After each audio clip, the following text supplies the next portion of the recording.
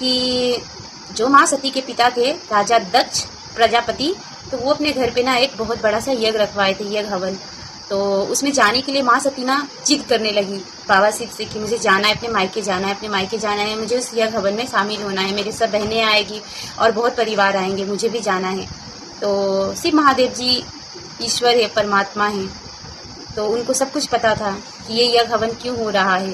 तो बहुत बार मना किए बाबा माँ सती को कि नहीं नहीं जाना है, मत जाओ, लेकिन फिर भी माँ सती अपने माँ पिता के मतलब मोह में थी और इतना प्रेम करती थी अपने माँ पिता से कि बोली कि नहीं मैं नहीं जाऊंगी, शायद उन लोगों को बुरा लगेगा, तो मुझे जाना ही है।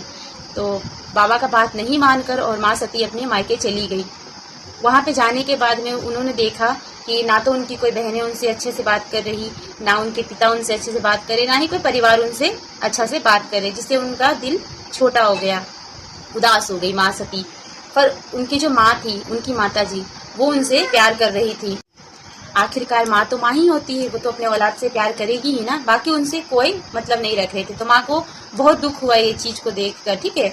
उसके बाद में जो उनके पिता थे राजा दक्ष प्रजापति, वो अपनी पुत्री का अपमान किए। जब माँ सती पूछी कि सब लोग मेरे से ऐसा दुर्व्यवहार क्यों कर रहे हैं, उनके जो पिता थे वो बोले कि क्योंकि तुम्हारा पति काला है, तुम्हारा पति कंकाल टांगे रहता है, तो भूत प्रेत के साथ रहता है, चंडाल है, ऐसे ऐसे बहुत कुछ बोले, ठीक है। उसके बाद एकाएक करके बहुत लोग भी ऐसा कुछ बोले, जिसकी वजह से माँ को बहुत दुख हुआ।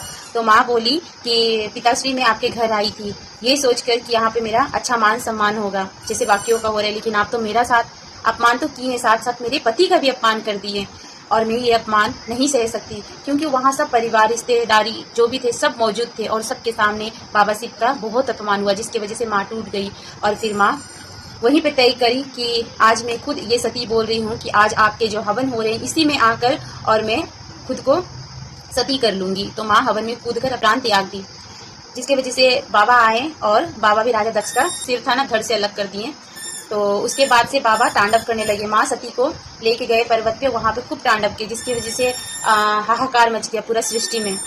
जब बाबा हृदय विष्णु जी अपना जो हाथ में चक्र रखे थे, तो उन्हीं से उनका शरीर को टुकड़ा टुकड़ा किए थे, जिससे उनका शरीर 52 टुकड़ा में ना इधर उधर फैल गया था, माता सती का शरीर। फिर से बाबा माँ सती का इंतजार किए और माँ सती फिर से पार्वती का रूप में उनको प्राप्त हुई। तो पता है दोस्तों इससे क्या सीख मिलती है? इससे यही सीख मिलती है ना कि जहाँ पति का अपमान होना वहाँ हम सबको नहीं जाना चाहिए, क्योंकि उनके आधा अंग है। उनका अपमान मतलब मेरा अपमान, चाहे मायके हो, चाहे वो ससुराल में ही हो, या फिर चाहे कहीं पे भी हो, किसी के पास भी हो, जहाँ पति का अपमान हो जाए ना वहाँ नहीं जाना चाहिए।